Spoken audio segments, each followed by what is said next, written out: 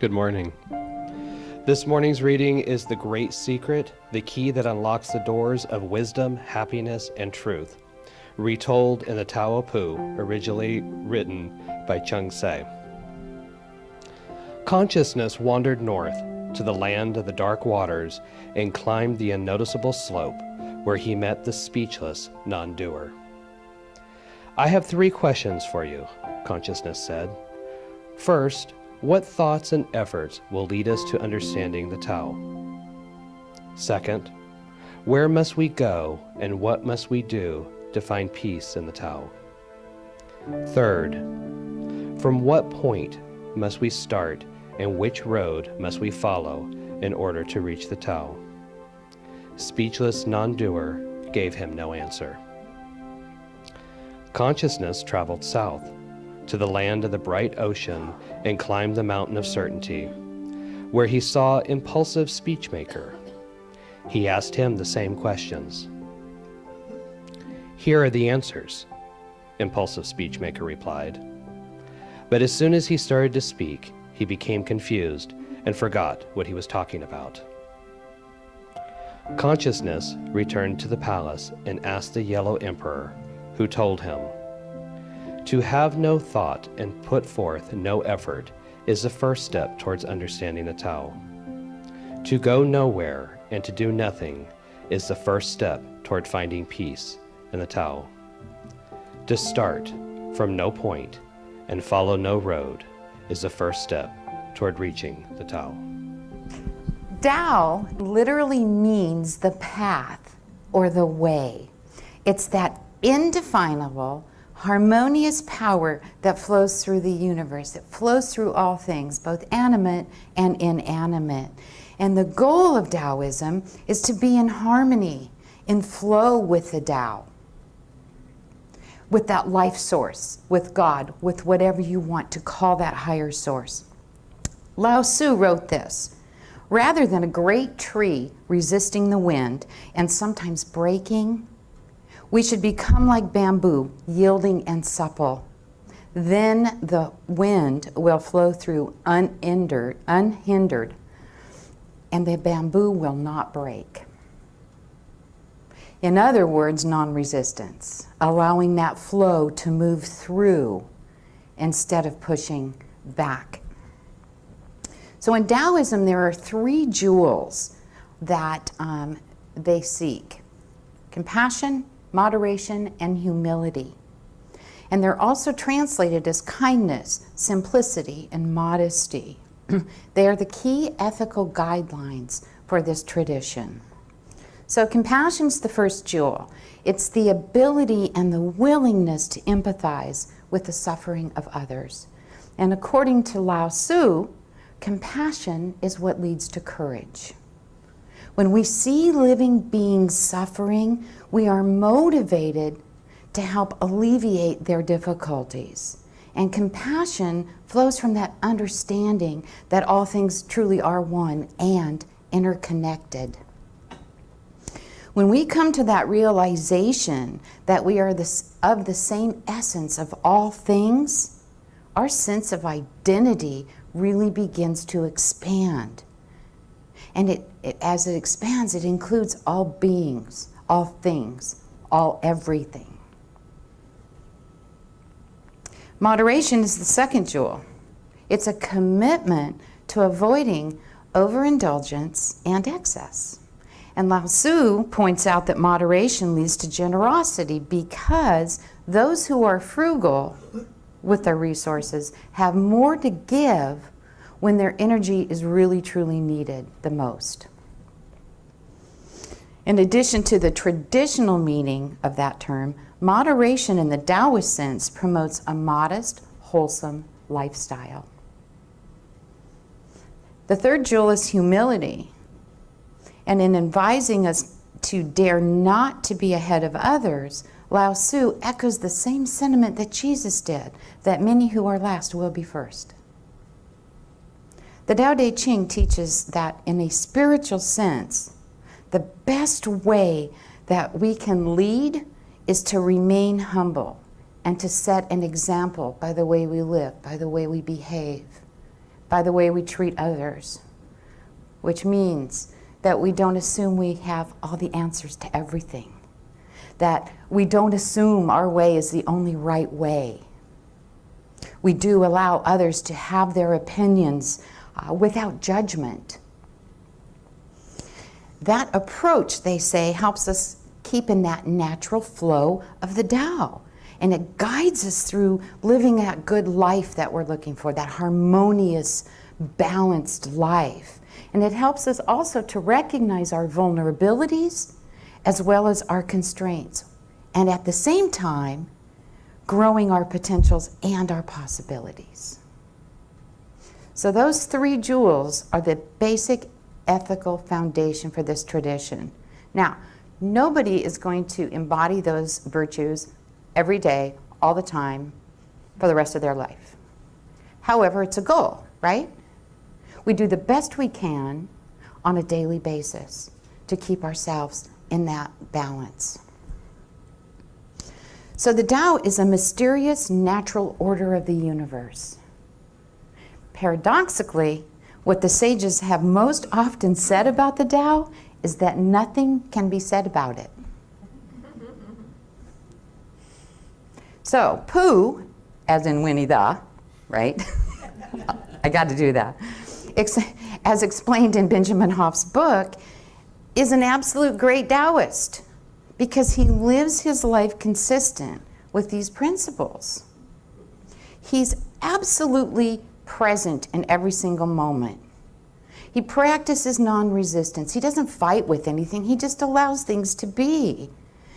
And he certainly does experience that empty mind syndrome, doesn't he? I don't mean that rude. He doesn't have any preconceived idea about how life is supposed to show up. He just allows it to be. And the most important thing that he does is today is always his favorite day, isn't it? Every moment is his favorite moment, and I really appreciate that. Now, Nathan read about the great secret that we all know now, right? To have no thought and to put forth no effort is the first step toward understanding the Tao. To go nowhere and to do nothing is the first step to finding peace in the Tao. To start from no point and follow no road is the first step in reaching the Tao. Just be. Allow life to be through you. Now, those three ideas, the understanding, the finding peace, and the reaching the Tao, make up that great secret. And what they say is it unlocks the doors of wisdom, of happiness, and of truth.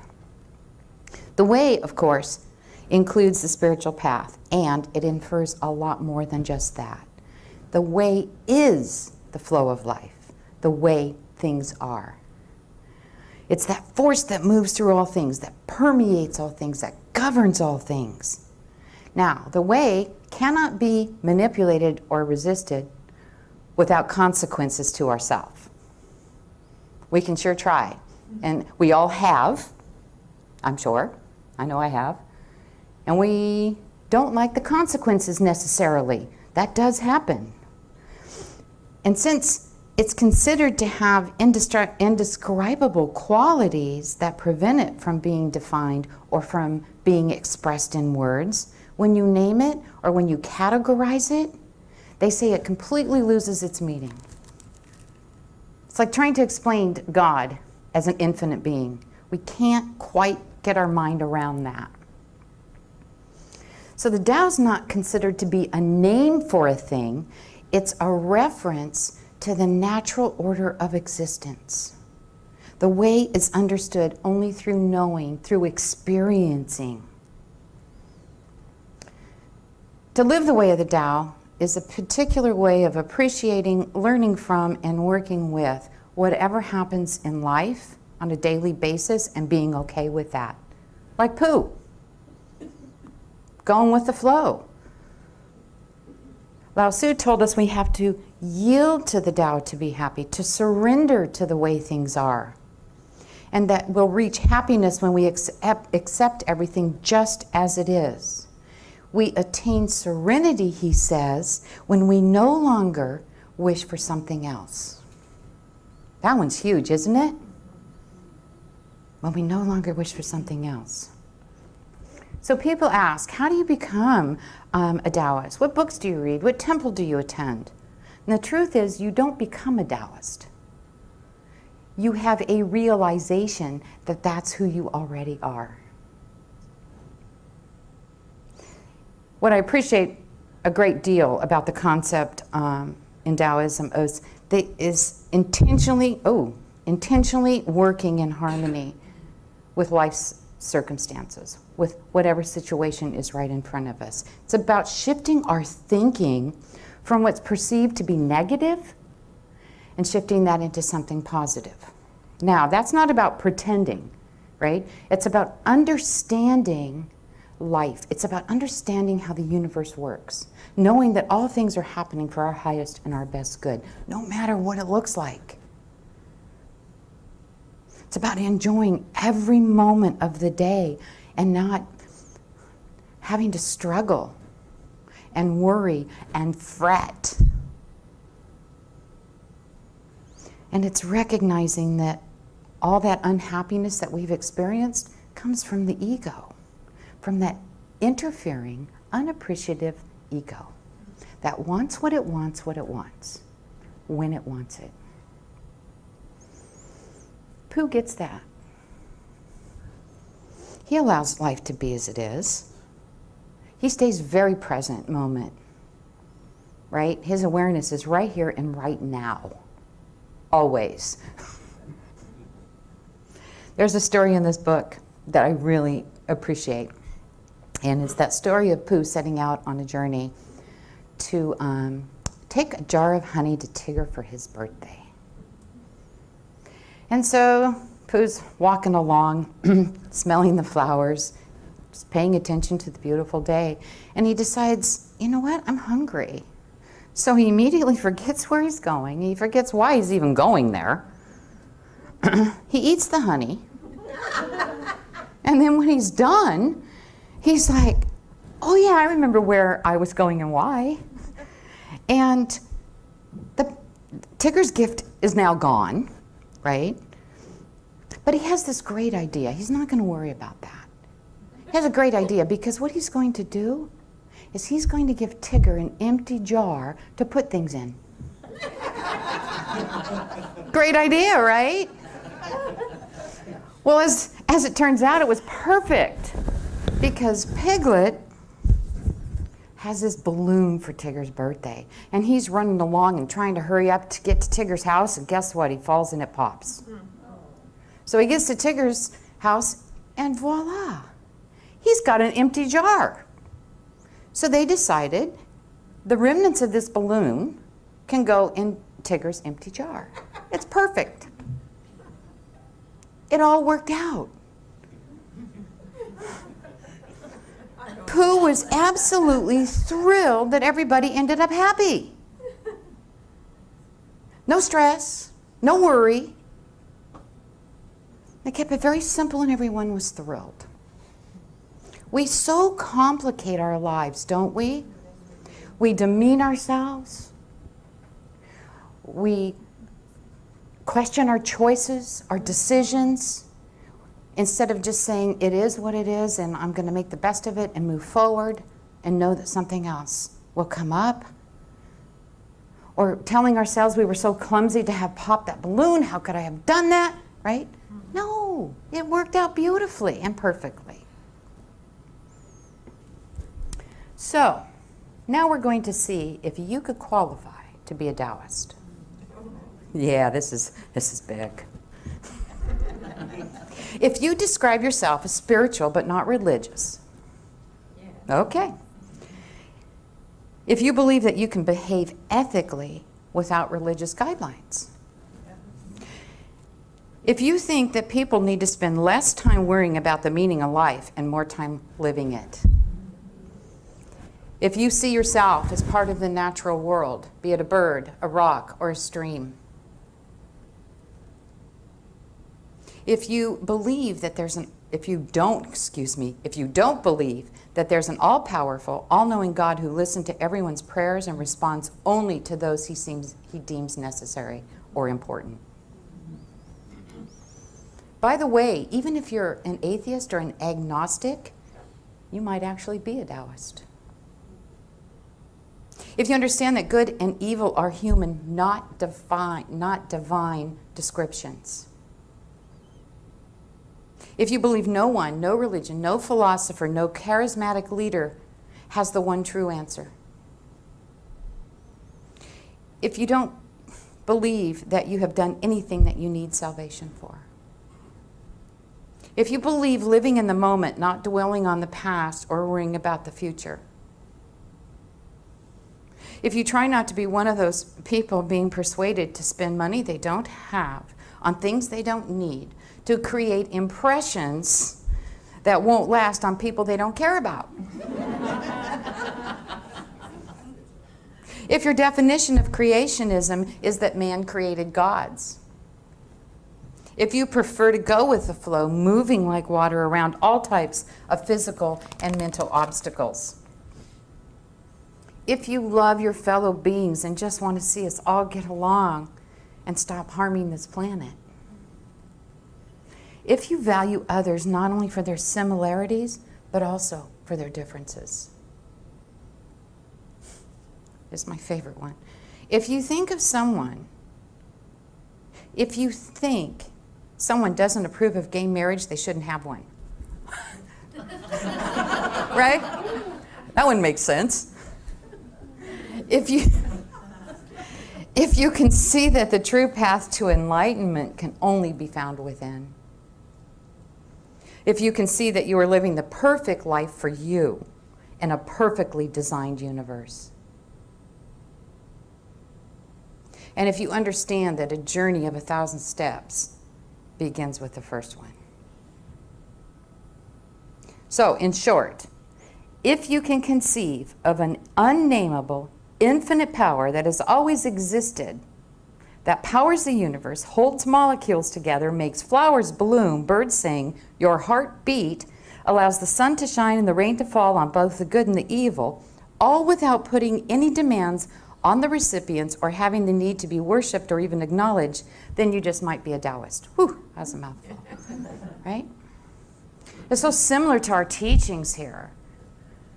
We're all one, and what affects me affects you, and vice versa. So I shared this story once before, and it's so important that I'm going to share it again, because I really love it. It's about a man who's learned to live like Pooh, living those Taoist principles of kindness, simplicity, and modesty. His name is Dr. John Kitchen, and he left a medical career to pursue his passion. And his passion is skating along the boardwalk in San Diego on Pacific Beach. He's in his 70s, and he's been doing this for several years. So more than 20 years ago, he ran into a man in the hospital cafeteria. And this man was 92 years old. And so Kitchen asked him, how does a person like me get to live as long as you have?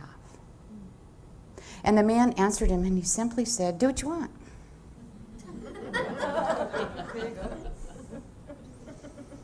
Well, for the longest time, Kitchen thought this guy was just a bit crazy. And he just went on his way.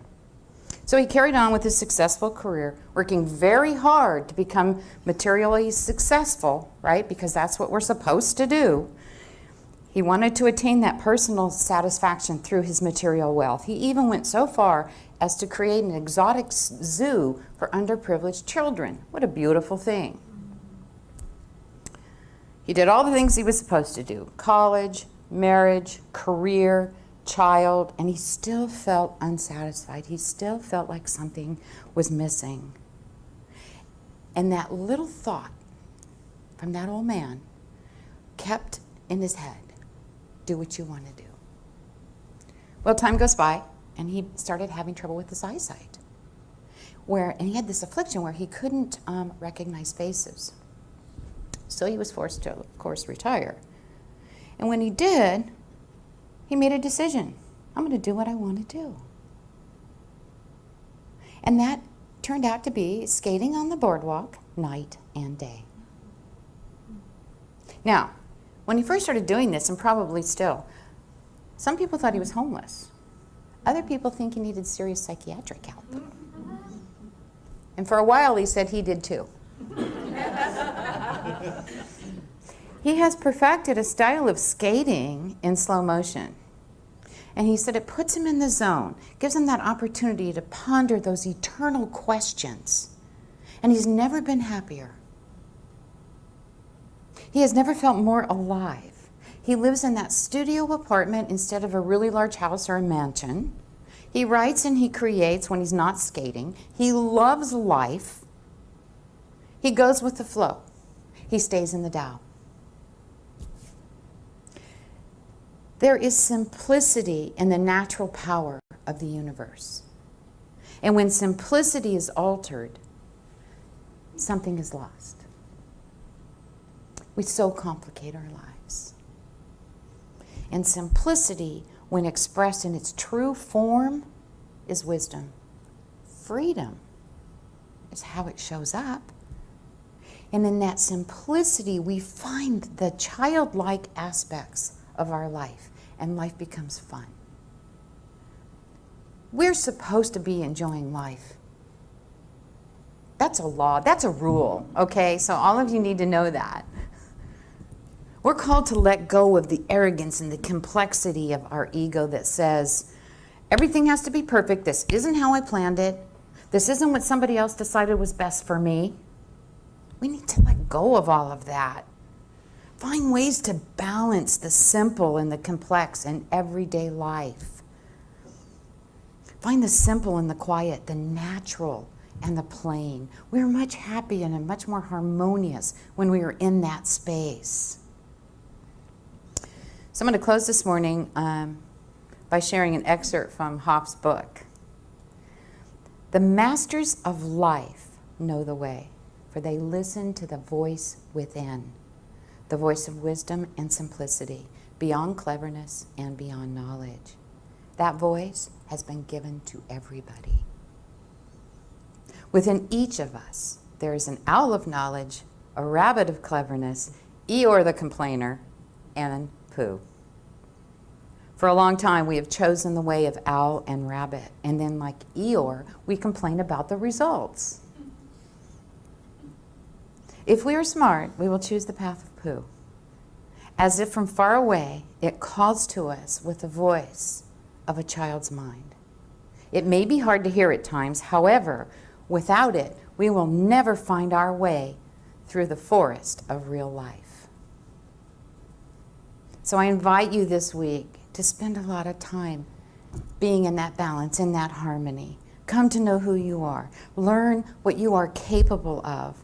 Live the way of the Tao by inhabiting each moment effortlessly, by responding to situations mindfully, and by celebrating living in the flow. Thank you for being here while I shared this truth as I understand it.